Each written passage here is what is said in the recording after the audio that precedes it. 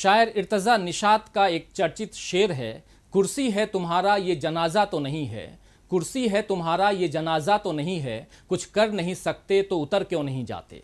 जी हाँ, अगर आपसे सत्ता संभल नहीं रही है तो छोड़िए मोहमाया, छोड़िए कुर्सी का लालच और सौंप दीजिए किसी और को कमान, ताकि परेशानियों से दूर आराम की जिंदगी जी सके आवाम।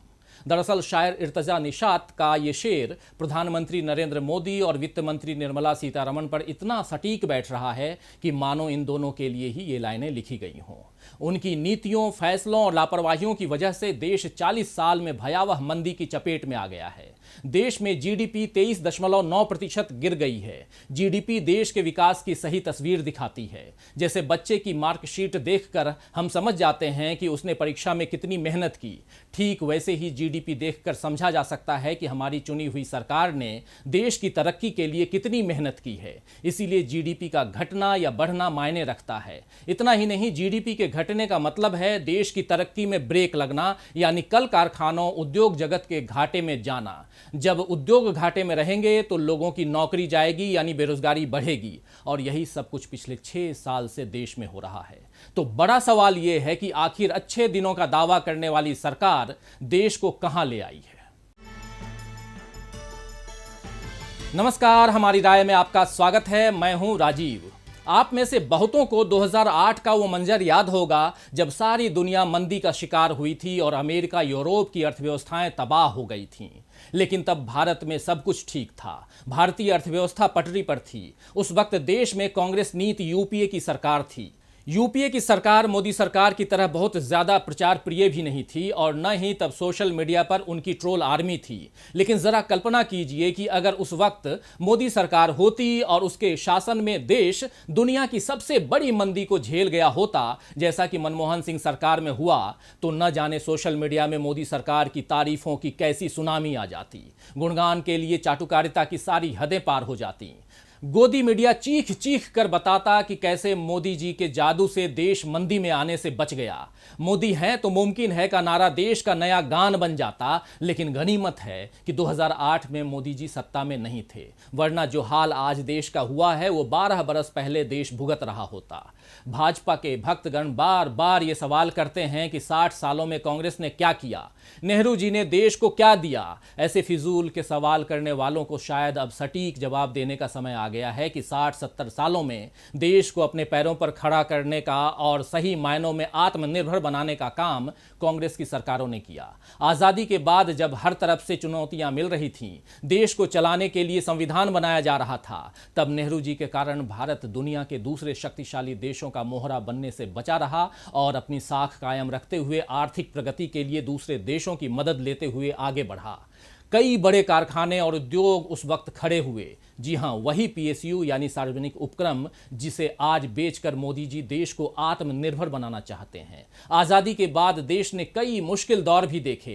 अंतर्राष्ट्रीय बाजार में कच्चे तेल की कीमतें बढ़ने, चीन और पाकिस्तान के साथ हुए युद्धों, सूखे और बाढ़ जैसी प्राकृतिक आपदाओं और कभी खाड़ी युद्ध जैसी स्थिति बनने के कारण देश में कई बार आर्थिक संकट आया। लेकिन तब के प्रधानमंत्रियों ने मोर को दाना चुगाने या मन की बात में देशी कुत्ता पालने, खिलौने बनाने या रोजगार नहीं रहने पर पकौड़े तलने की सलाह देकर लोगों का ध्यान भटकाने की कोशिश नहीं की, बल्कि जो मुश्किलात सामने आए उनका तत्काल समाधान करने पर अपना ध्यान दिया। त्वरित उपायों के बारे में सोचा।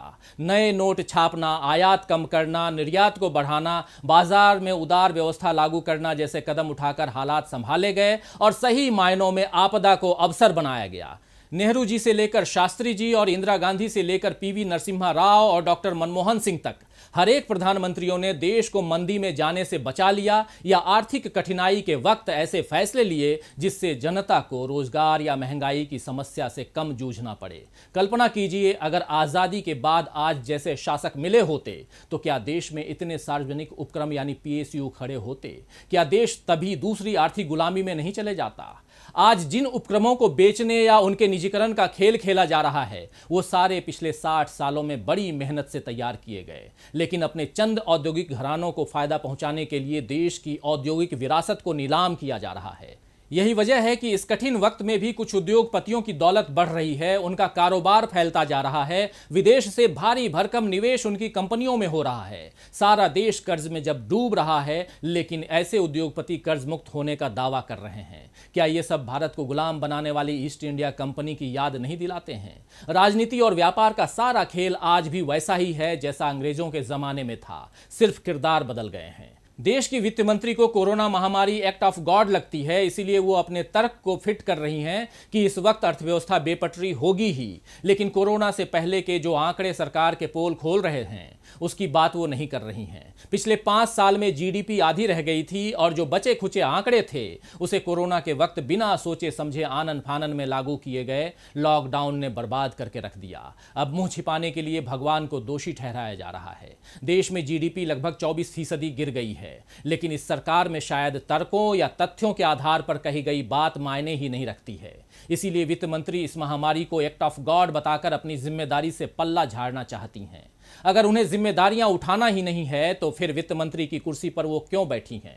कोरोना तो इस साल आया है, लेकिन देश के आर्थिक हालात पहले से बिगड़ रहे हैं। पिछले 6 सालों में बेरोजगारी बढ़ी है, महंगाई बढ़ी है और जीडीपी घटी है। इसके लिए कोई भगवान नहीं बल्कि सरकार जिम्मेदार है। लाल कपड़े में लपेटकर बजट को बही खाता बना देने मात्र से देश के हालात नहीं बदलते और न ही कांग्रेस को कोसने या उसकी आंतरिक कलह पर अपने भोंपू मीडिया के जरिए चर्चा से आर्थिक प्रगति होगी।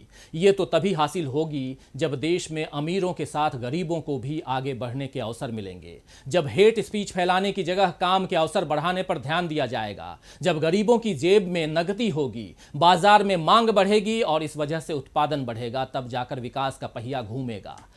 अर्थशास्त्र की इन आसान बातों को प्याज न खाने वाली वित्त मंत्री और झोला उठाकर चले जाने वाले फकीर प्रधानमंत्री जब समझ जाएंगे तब जीडीपी भी अपने आप ऊपर उठने लगेगी। लेकिन तब तक देश का बड़ा तबका बेरोजगारी से दर दर भटक रहा होगा। उसे आज भी इंतजार है, उसके लिए सरकार रोजगार के अवसर प्रदान करे, उसे उसकी मेहनत, उसकी पढ़ाई और उसके भविष्य के सपने को साकार करे, अपने माँ बाप के अरमानों को वो साकार करे, अपने जीवन को संवारे। क्या अपने बचपन को चाय बेचकर संवारने वाले प्रधानमंत्री को उन तमाम बेरोजगारों नौजवानों की चीख सुनाई नहीं देती है? और अगर मोर को दाना चुगाने में ही वो मस्त हैं तो फिर शायर इर्तजा निषाद का ये शेर बिल्कुल सटीक बैठता है कि कुछ कर नहीं सकते तो उतर क्यों नहीं जाते। आज के लिए बस इतना ही। देखते रहिए डीबी लाइव। नमस्कार।